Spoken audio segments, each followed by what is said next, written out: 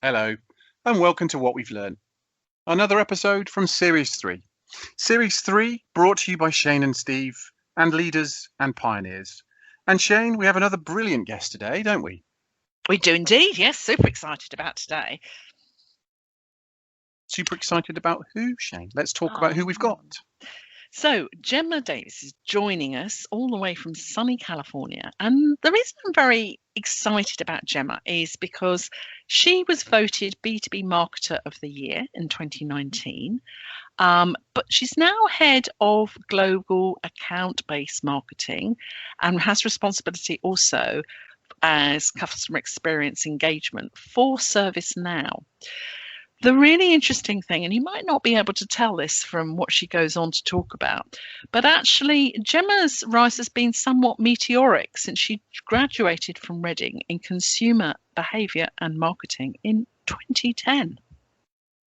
Wow, yes. Yeah. Do you know, Shane, I had the pleasure actually of presenting that B2B Marketing Person of the Year award in 2019. And I, like you, and I'm sure as everyone's going to hear, fascinating, brilliant, inspiring person, Gemma, and has done an awful lot in quite a short time with an awful lot more to come. So not only a chance to talk about, well, how did she end up in California? What's that like? How did she end up in ABM? How did she end up in ServiceNow? And how did she go from that degree to where she is in her position in her career? So lots and lots to learn from Gemma. So without further ado, let's listen to Gemma Davies. Well, welcome, Gemma. It's a real pleasure to have you today and from quite a long way away. Where in the world are you joining us from?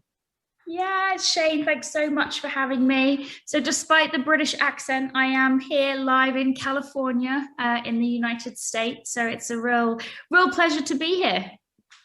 And what took you to California? How have you ended up in your career based out on the West Coast? Honestly, it's been a dream for a very, very long time, and thanks to the incredible career-defining opportunities that I've had here at ServiceNow. Back in March 2020, I officially made the move. Ironically, to be in California, based locally in the office with my team out here.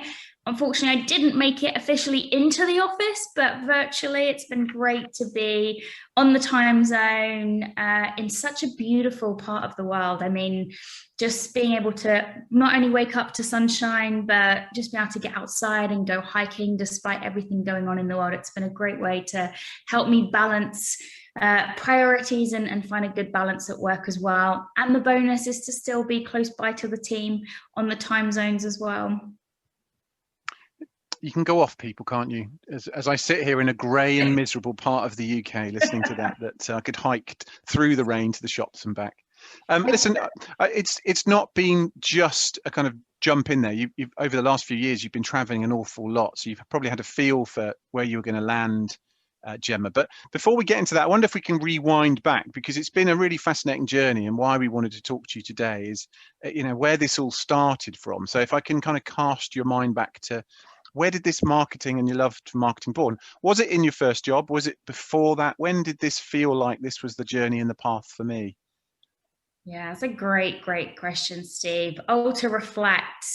For me, I actually entered marketing by chance rather than choice. Originally, I had my heart set on becoming a clinical psychologist, but that was before realizing that it would take an extra 7 years of education and studying, which was definitely not something that I enjoyed as much as others.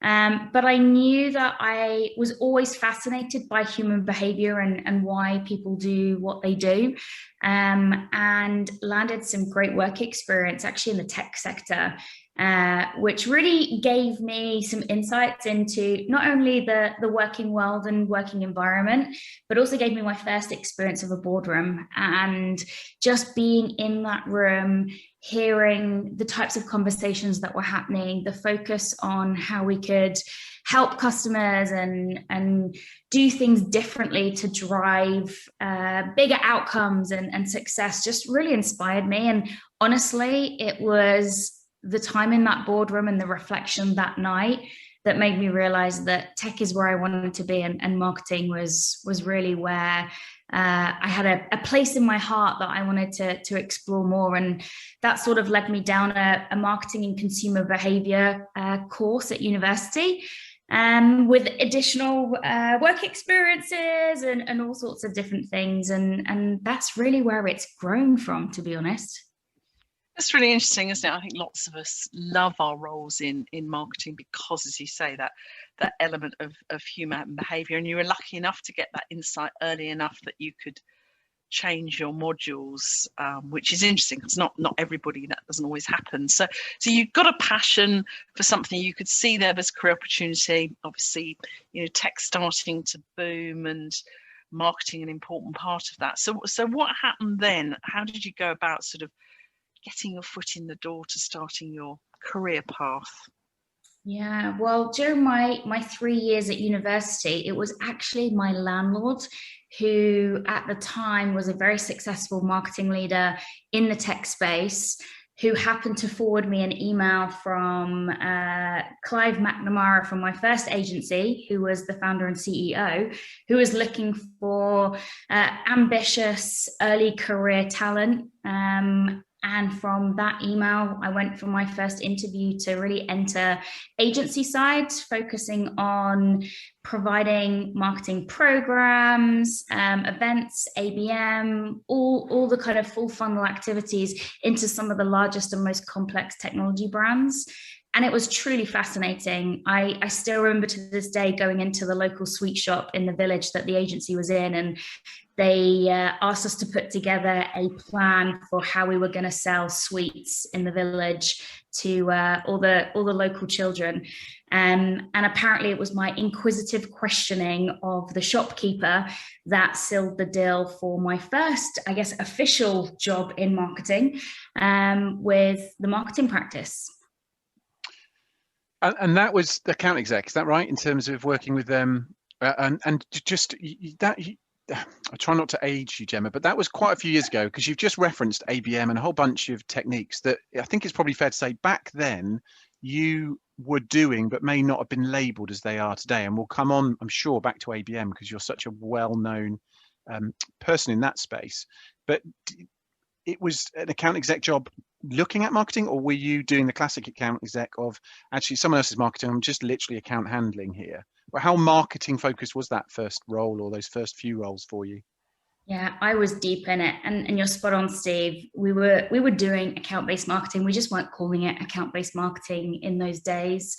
My first two big, programs, agency side, one was leading an executive engagement relationship program with Xerox. So getting to travel around the world, running leadership activities and thought leadership with their C-suite team, which was truly fascinating and really gave me a taste for this international marketing experience, and looking at how do you translate a vision and a marketing strategy and make it super relevant for those areas.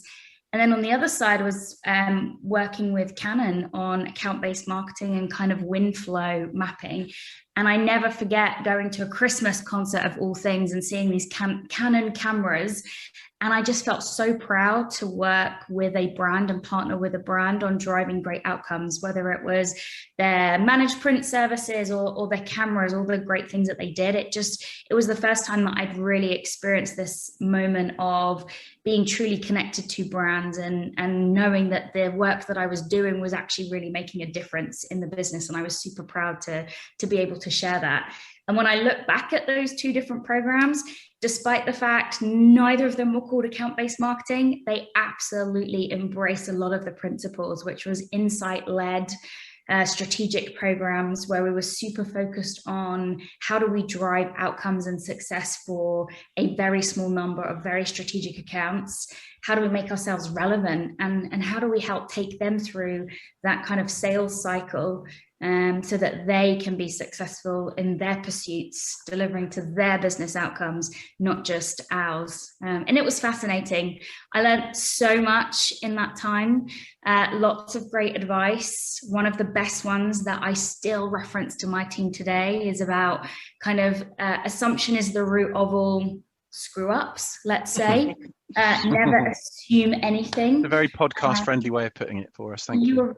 Yeah, no problem. But honestly, that is something that came really from my second week at work. So officially being a paid marketer to being something that I hold close today. And I constantly reiterate in everything that I do. Like, are we making assumptions about things? If we are, let's go validate, let's go check. Let's never assume anything in anything that we do.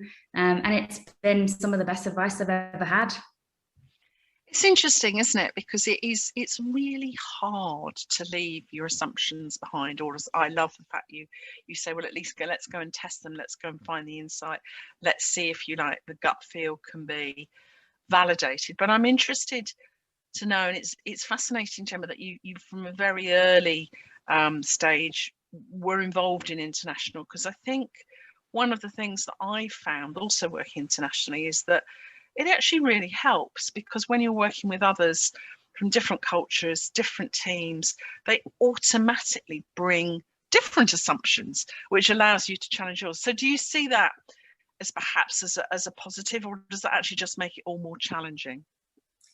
Depends on your mindset, I think, Shane. I've always been a glass half full kind of thinker. I've tried to embrace every opportunity thrown at me. And what I loved about the ability and the opportunity to not only work agency side, where you're truly exposed to a number of different problems, a number of different stakeholders, but when you couple that with this international perspective and viewpoint, you're kind of on this excessively steep learning curve constantly. And that's not for everyone. But at that stage in my career where I was very passionate about what I was doing, I have always been super curious about anything that surrounds me, having the opportunity to really be at the hub and the center of, actually, how does this resonate in different geographies, in different languages? How can this be applied? What can I learn from this?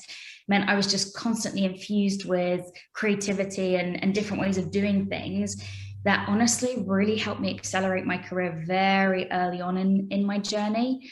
And meant that although that growth kind of steep was excessively high, at the same time, I was kind of thriving, because it was helping me stay curious, learn new things, kind of stay motivated to always be learning and always be trying to do something new and different. I miss that sometimes. I feel like as we go into our careers and we start to specialize, we get known for one thing. And it's funny, over the last 6 months, anyone internally who works with me will hear me say, remember, I was a marketer before an ABMer. So I can bring a complete marketing perspective to some business problems as well, not just an ABM one. But honestly, the experience to be able to see new things, try new things, to learn in environments where you're really on your toes and you're being exposed to lots of different things in lots of different ways was so exciting, and is, again, one of the things that I tell a lot of the interns and graduates and co-ops that we sponsor through ServiceNow is go and try things. Use these years early in your career to see everything, to get an opportunity to experience everything, so that you can decide what are the things you're most passionate about, what are the things that you enjoy doing the most, and focus in those areas. Because we spend so much time at work, it's important to do something that we love with people that we really enjoy working with. That's really good advice in terms of that, fail fast, but and find your passion as well, Gemma. And it's clear, actually, just talking to you now, but Shane and I are lucky enough to know you quite a while, that you found that passion. You've also, and I just wonder, back pre-university, you did the International Baccalaureate, and that obviously slightly different way of education for the UK anyway, and couple that with that consumer centered degree in terms of the insights of how consumer behavior happens. I wonder if those, to Shane's point, that international mix of people gives you different cultures and different views. So it almost feels inevitable that you're going to travel because you've been set up that way. You've got that in your bag, that consumer behavior. So how people tick, not just the people we need to target, but the ones you work with as well. And you've always been excellent in terms of engaging different people from different worlds, when you work with them. But I wonder whether that consumer behavior, does that does that transfer easily into the B2B world? Because that's been your career around business to business. Do you think the market, and I'm asking you this long-winded question, but with your judging hat on as well, because you've spent many years judging B2B marketing awards as a client-side person, as we'll come on to. Do you think B2B naturally gets that consumer behavior bit, i.e. they see consumers or people within businesses, or is there still too much of actually assumption because it's a business, right? And a business just operates like other businesses. Where do you see that landscape these days in terms of how smart or how insight driven B2B has become? Yeah, I mean, that is the $1 million question right now. I think over the past 10 years, we've really seen B2B become the cool, trendy, kind of sexy area of marketing that B2C was once in the lead over. I think what we've each realized now within the B2B space is that insight is king. Because of the nature of the long and complex B2B sales cycles, certainly in the space where I play, it's important that we're relevant. It's important that we leverage this insight to create that relevance in everything that we do, which is what makes it interesting, because our buyers are humans too. They could be mums, dads, brothers, sisters, cousins, etc. We see them as executives within a big company with a responsibility to procure some software or a service, but then we forget that they're human too. They have interests, likes, values, and beliefs. And when we can couple that insight with their own individual motives, that's where we see the real magic happen. And that's really, I'd say, over the last 3 years in particular, it's become even more exciting to be in B2B, because the insight, the tools, the technologies that we have available to us means that we can be relevant and we can be exciting and we can do cool and fun things like our friends over in the B2C world. And that's been a real evolution for us. And the ones that have been ahead of the curve have been way more successful than those that are still trying to catch up now, which is why I think all of a sudden there's this real push for account-based marketing, account-based programs, because everyone realizes that that insight and that relevance is really the thing that differentiates you in the market. And if you can, as I say, tie that with someone's individual values and beliefs, and understand how this is not only going to impact them professionally, but personally, that in itself is a true multiplier for success. And we're seeing it. We're seeing the results from it, and we continue to kind of reap the benefits from it. But most importantly, for our own customers, you think about executives in the B2B space and the number of suppliers they have reaching out to them. They want a supplier they can trust. They want suppliers who they enjoy doing business with, a bit like how we enjoy working together.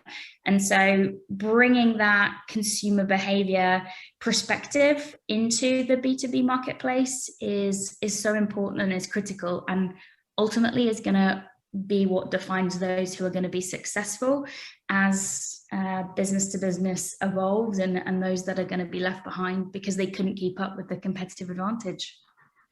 I think it's fascinating, isn't it, Gemma? And I think people are starting to talk about already, you know, this period in all of our lives as sort of the pre-pandemic, post-pandemic, and there's starting to be some quite interesting articles published coming out of sort of academia as well about organisational change and how there will be some fundamental shifts already happen for all of us, you know, in terms of what you explained right at the beginning about the way you worked. You didn't go into the office in your new job, but you are actually in the same geography to enjoy the time zones. But is that something you think is going to fundamentally change the sort of insight and the sort of insight you need to understand the organisation response? Because I suspect we're going to see very different geographical organisation responses, but also we're going to see very different, to your point, than human responses. So your levels of insight and the depth that we might need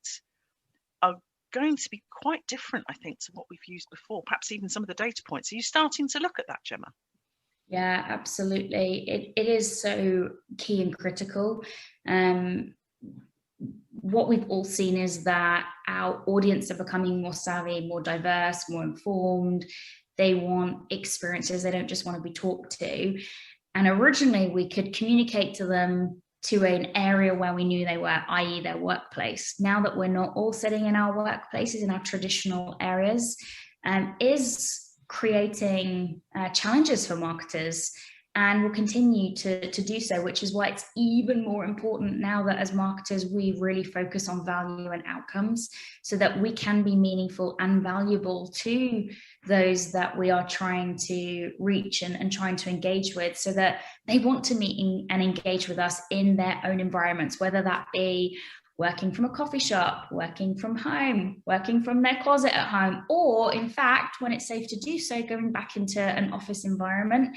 We need to truly align to the buying behaviors and the everyday behaviors of the executives we're trying to reach. So we need to be understanding. I think it's been fascinating looking at even the trends of attending virtual events and being zoomed out. I mean, in a world where the last 12 months, we haven't had the ability to be empowered to sometimes make our own decisions about what we want to do in a day or how we want to go about a day. So it's even more important now that through our own sales and marketing life cycles that we give people choice, that we make sure everything we're saying to them is relevant, and we give them the choice to how they want to engage and move forward with it. There's nothing worse than receiving a generic email that's kind of saying, hey, because you're someone I trust, I think you might like this, or hey, do you want to buy these lists, or da da da da da. Like it's irrelevant.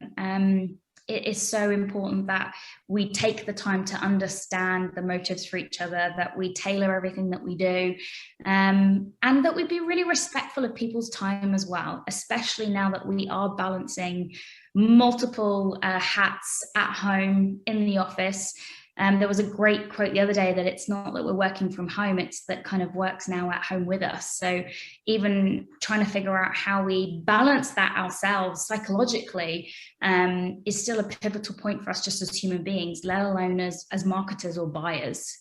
So it's going to be fascinating, and I cannot wait to see the research over the next kind of 2 to 6 to 12 months to really look at how those buying behaviors are changing, and how we create those kind of psychologically safe moments for those in the workplace, and then how we respond to that as marketers.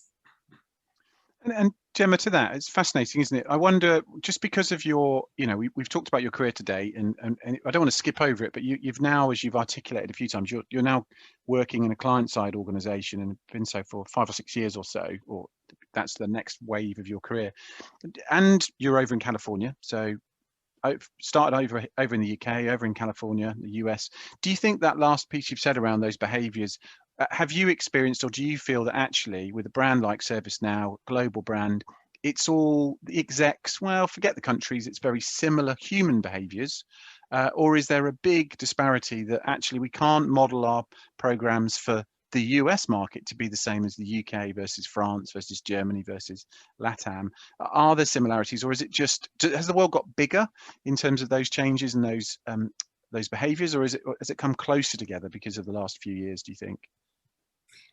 I feel like if I had the complete answer to this, Steve, I would be the golden ticket to every marketer in the world. Well, that's what we were hoping. And then, we'll put a pay gate on and we'll share the spoils. But yeah, just instinctively, do you see it, having made that move, that actually, okay, the ABM programs that I might have been working on, the marketing that was UK and Europe, does it feel so different where you are now, or is it just people are people? Yeah. Honestly, in my experience, it's a balance of everything that you mentioned. There are definitely regional nuances that need to be taken into account. Culturally is a big one. When you think about different cultures around the world, and how you apply those through business and just through personal interactions can really differ, just by country, let alone by some of the bigger geographies in which those countries sit. I do see regional, those kind of country, nuances. There's definitely still elements of language that need to be taken into consideration, that actually I wouldn't say are barriers, but really are opportunities, because I think each of us are seeking best practice. We're seeking for experience, cross countries, cross barriers, across industries to look at how do we apply interesting solutions to everyday challenges. Great example of this is actually, I was speaking with some customers a couple of weeks ago, and we've got one customer who's in the kind of aerospace field and another one who's in financial services. And you might think, well, what do these two have in common? Well, they both operate in highly regulated markets. So bringing those customers together and helping create an environment where they could share and talk and learn from each other meant that they were able to share the impact of different types of regulations. They were able to problem solve with each other, share with each other in a really safe environment. Both of these organizations are headquartered in different countries. There's definitely different elements of language within there. And yet they both came together and had an incredibly powerful conversation where they could share their experiences, they could provide that advice and so on. So I think there are huge benefits to it. I think it's just a case of being aware of those nuances and differences and creating an environment where there is an opportunity for those voices to come together. And when we think about just diversity and inclusion in general, when you can bring that mix into any conversation in a business environment or in a personal environment, we see so much. We see so many great benefits from that dialogue and from that level of experience and diversity in everything that's doing and bringing it together. So I think the secret to marketers now is spotting opportunities to bring those diverse perspectives together, to overcome barriers that potentially we'd seen before. And now the great thing is, because we are all at home or kind of traveling less, we potentially have more time and more flexibility in our schedules to be able to offer up ourselves or our executives in different time zones and so on. And I think that's been part of the opportunity that's come from some of the challenges that we've seen over the past 18 months. I agree. And I think that those leaders are being very generous in many cases with their time. And I'm sure within your organization, because they do want to learn from others, as you said, Gemma, I think it's a really good point that, you know, if you're a leader of a global business, you want to find out how other global leaders are both reacting, and then you might, as you say, brilliantly made point about be a completely different industry but have shared challenges. But I think it's interesting because there's a lot, and I know it's a subject close to your heart, that is going on at the moment. But what happens if, you know, of your 50 top accounts, they're all leaders, so you bring them in a room and actually you don't get that diversity? It is all too much the same, you know, too similar in educational background, too similar in cultural makeup. Have you tried shaking that up? Have you tried in any of your sort of leadership forums bringing in different thought leaders from completely different industries or backgrounds? Or I'm just interested to know, because it's sort of that part of that whole, how do we get the best thinking from the hugest possible range of people we can? Yeah, no, absolutely. Diversity, inclusion, and belonging for us, even just as an organization, is an absolute number one priority through our own workforce, but also in providing our customers with safe spaces to be able to learn from others. We do that through lots of different routes and channels. Some of it happens just organically because of the network that we have and the customers that we have access to. Some of that is also then through partnerships with third parties who can bring diverse perspectives. We've actually got Angela Duckworth coming to join us very shortly with a small group of customers to talk about grit in the workplace, because one of the things we hear our customers ask us all the time is how do I create not only the great experiences at work, but how do I manage the change program that goes along with that, thinking about the people and the process, and how do we balance and bring the two together in a really cohesive way. And I think it is just finding ways to connect our audience with those experts in the field who can bring a different perspective, who can share experiences from research, from focus groups, steering committees, and so on, not only makes the content really exciting and different, but brings a perspective that they're probably not used to hearing from a technology provider. And I think it's a really interesting area now. I saw some research the other day, I think from ITSMA, around how buyers typically used to go to a lot of the large SIs for a lot of the thought leadership, and now they're really actually looking at the suppliers for it. So there's already been a shift in the last 18 months around how people and where people are going to consume this type of insight. So it's important that we provide our customers with what they're looking for. We give those diverse perspectives, but most importantly, that we provide a platform for those perspectives and make it really accessible. It's interesting, isn't it? Because it's almost the reverse of what you've said around that kind of, the insight and well targeted, whether it's ABM or other flavors of marketing, is you've got to get under the skin of B2B execs, because they are, as you said, they're humans. They'll be mums, dads, uncles, aunts, sons, etc. They're not Lego characters that pop off different heads at different times of the day to be different people. They are the same beast. It's almost reverse, and it's interesting that that the way that people go and research, they're now looking for suppliers that have got those same values as well, that they want to learn from people they can trust, and they want to learn from people that are also human. So there's a two-way street here, right, Gemma? You've got to mark it out in a way that they'll understand. But when they come looking for you, and you don't always know they're looking, that they see decent human beings in an organization that speak their language, that seem to have all of the matching values and behaviors that they want from their friends, from their colleagues, as well as from their suppliers. Absolutely. And I think we've said it a few times, but this whole idea of being authentic, be authentic as an individual, be authentic as a company, and be authentic as a partner. And that's really where the trusted advisor status comes from. And people buy from people that they like, people buy from people that they trust. And it's up to each and every one of us to establish those relationships, to make sure that we're authentic in every element of our pursuit, because everyone can see through it. And in today's world where our behaviors are changing, where we do have choice, where we do have the opportunity to change our path and direction, being authentic is really an area that's going to help us each stand out. And that's where the relationships happen. And we know that great relationships also support businesses and advocacy, trust, and so on. So again, I make it sound really simple, and I know it's not quite that simple, but a lot of the foundational pieces come from that authenticity, come from the diversity aspect. It's really then thinking about how do you tie those business imperatives that the customers care about most to the things that you as a supplier can deliver on, and seeding that through the messaging as the next layer down is really the critical and the pivotal point, as you say, depending on where they are in their buying cycle.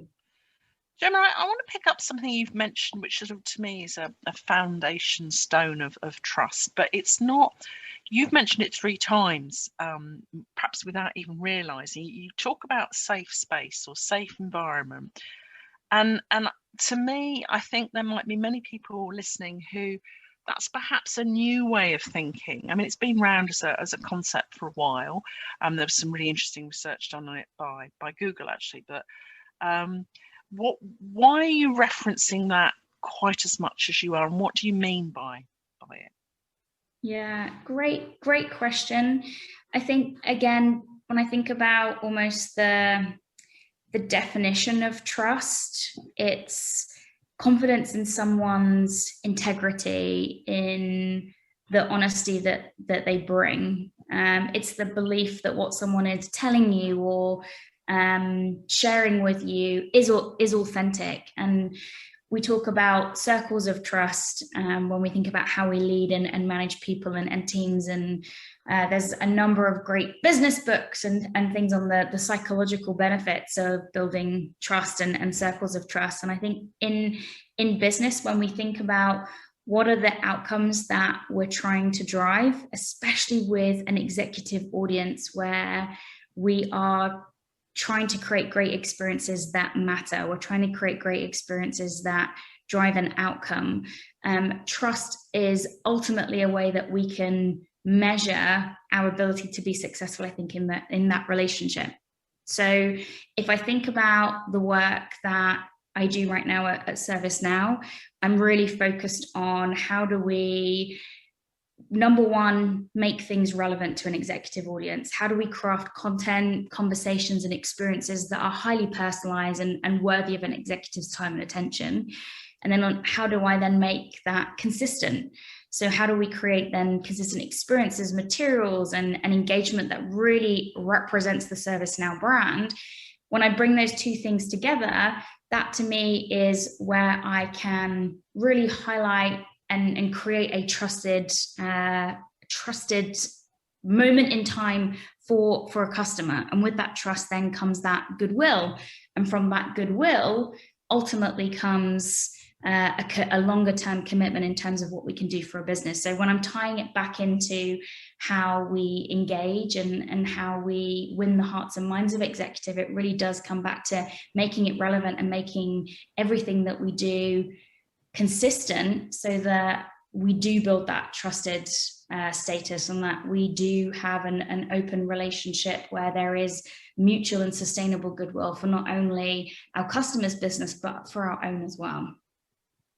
Does that make sense? Makes perfect sense. Yeah, it's really, really insightful. And it's a balance again, isn't it? In terms of, as you well recognize, and maybe it harks back to back in your early days, is just understanding how humans tick and being decent and honest with it as well. Is, your job is ultimately to help indirectly or directly sell, depending on how you want to look at it. But it's not sell for the sake of sell. It's to build. And this is what you've always been excellent at all throughout, is build relationships and long-term relationships with them. So it almost feels a natural home for you in terms of where you are. Well, where you are now, Gemma, and we've got ServiceNow, but I wonder if I can ask you about Service Next. We spoke as we started before we recorded. We had the pleasure of talking to Emma Garrett on an earlier episode, and she kind of talked about her squiggly career. And you feel almost the kind of antithesis of that. You've always been very, or seemingly very, planned on what you're trying to do in the direction you're going. And I wonder whether you've had time to think about, well, what comes next where do you see yourself going in the next few years or the next chapter? Is it actually, do you know what, I'm going to continue to be that globally recognized ABM person wherever I am within ServiceNow, or maybe beyond? Or is there a next chapter on the horizon, Gemma, when it comes to your carefully planned progress? Oh, I love that. I wish I could say it was as well planned and documented as I've clearly led everyone to believe. Well, you can say that because we all believe it, so it's fine. Exactly. But it's important to have direction. It's important to really think about your own personal priorities and how they align to the work that you do. I truly believe in always being purpose-driven in everything that I do. And that's because I want to enjoy work. I want to wake up most days and be excited about the work I have in front of me. And I want to leverage the skills that I'm learning in the workplace to make the world a better place. I know that sounds quite cliche, but I think when you can combine the great skills you learn at work with passions and be able to use that and bring impact outside of work, it just brings a whole nother level to purpose in everything that we do.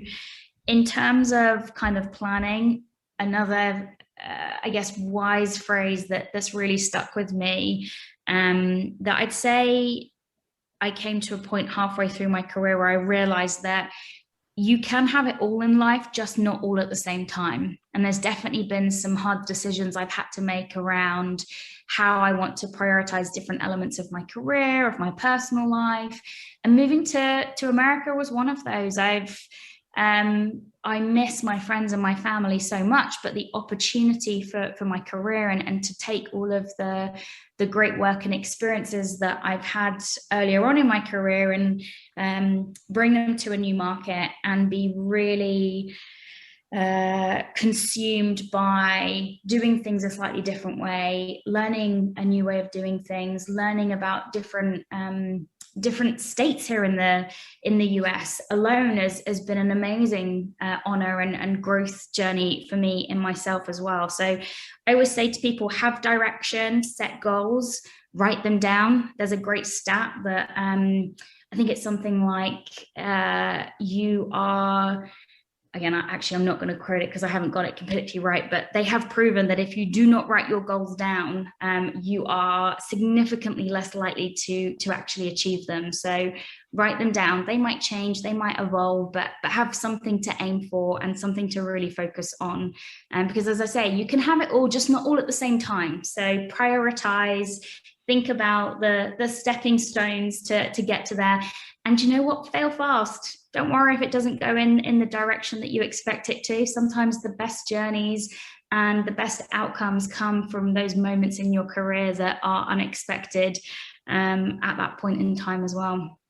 Oh, really wise words. And I think that, the idea of having it all is one that lots of people debate, lots of leaders debate themselves and what that actually means, but not at the same time is immeasurably more achievable. And actually, I think you're right. You don't, I reflect, and I've got a lot longer years to reflect back over, Gemma. But that, you don't want things at different stages of your life. They're not the same things that you want. They're important. But there's a philosophy, and I'm not going to pronounce it correctly. But I think it's something you and I have touched on before. The Japanese philosophy of ikiaji, which is where your passion and your purpose and your ability to earn money to do those things all come together. It's a very beautiful philosophy, really.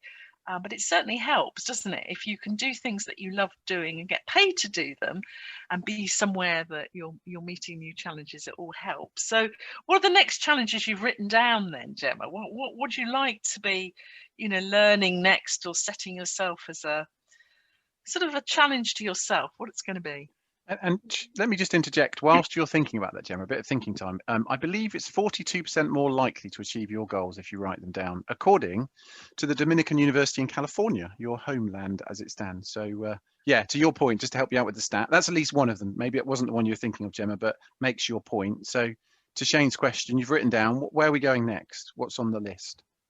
Oh, there is so much on the list. I'd say in no particular order, a number of my goals from personal to professional. Professionally, my leadership purpose is really about enabling my own team, those I mentor and those around me, to achieve their ultimate goals, to really have the opportunity to realize their own potential. I love seeing people grow in development. It's one of those areas that I really pride myself on as a leader. I always joke that my ultimate goal is to make myself redundant, because I've been able to help each of my team members realize their own purpose, and essentially they're then ready to take on my role and my job, so I can go on to my next goal. So the next 6 months for me are really about focusing on my people. It's been a really tough 18 months for each and every one of us, and I think we've all felt a little bit of that. So making sure that each of us are well balanced, that we are focusing on our own mental health and well-being is a real focus right now. And there's some incredible tools and programs, applications, and so on that can really help us achieve that as a team. My second big goal, we've recently brought together our ABM and executive programs team at ServiceNow.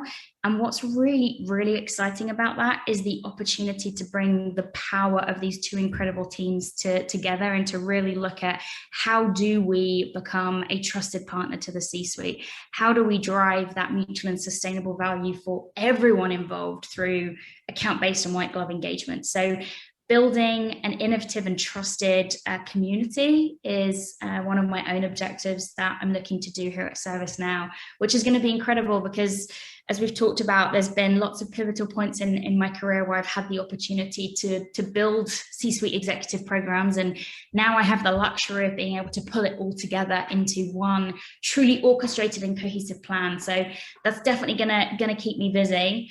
And then the last big one, I think, for me is to hopefully get home to see my family and friends soon when it's safe to do so.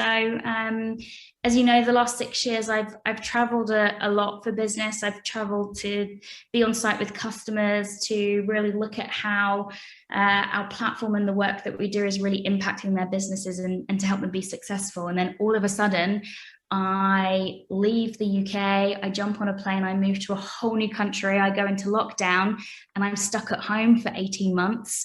It's been a really surreal experience, and has really taught me a lot about myself, how I focus, how I can get the best out of myself in terms of work. I used to say to people, it's super sad, but my kind of 11-hour flights between California and the UK were always work time for me. It was kind of a safe space with no Wi-Fi, where I could really get a ton of work done. And I really missed that at the beginning. So I had to find new ways to focus my attention, and to create that space to do work, and to safely turn my Wi-Fi off and feel comfortable doing that, so I could actually get some work done. So yeah, they're 3 things that I'm focused on at the moment. And as I say, I remain flexible with a lot of my own goals and things, because I recognize that the universe, the business, the team will throw different things at me, and different opportunities. And I'm ready to say yes to all the great things that come as a result of that. There we are. You see, we knew you'd have a plan of some shape, but it's really nicely articulated, Gemma, because you've got that framework, the kind of direction of travel, but you're not so blinkered on it that, as you say, you know, the world, as we've all learned in the last 18 months, the world can suddenly pull tricks on you, or parts of your world, close or far away. So it's having that flexibility, that fleet of foot to change as well. You've also got, as you say, you've got to find a safe space to do work, and this isn't it. We've taken a lot of your time, which we're incredibly grateful for. But I wonder if I can ask one final question of you. As you know, what we've learned is the name of this podcast, and I just wonder, from what you've said, if you were to go back to yourself back at the grammar school doing your international baccalaureate, or the early stages of university, is there anything you'd tell yourself that you've learned now back then, or indeed, would there be anything you'd change if you could rewind? I wonder if one of either of those is a pertinent question for us to end on.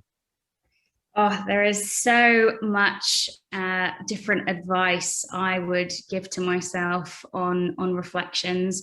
I always wish I'd studied harder, done different things, the kind of the same old. I think for me, it really kind of is the realization. I wish I hadn't been so hard on myself so early in my career. I wish I'd given myself a break.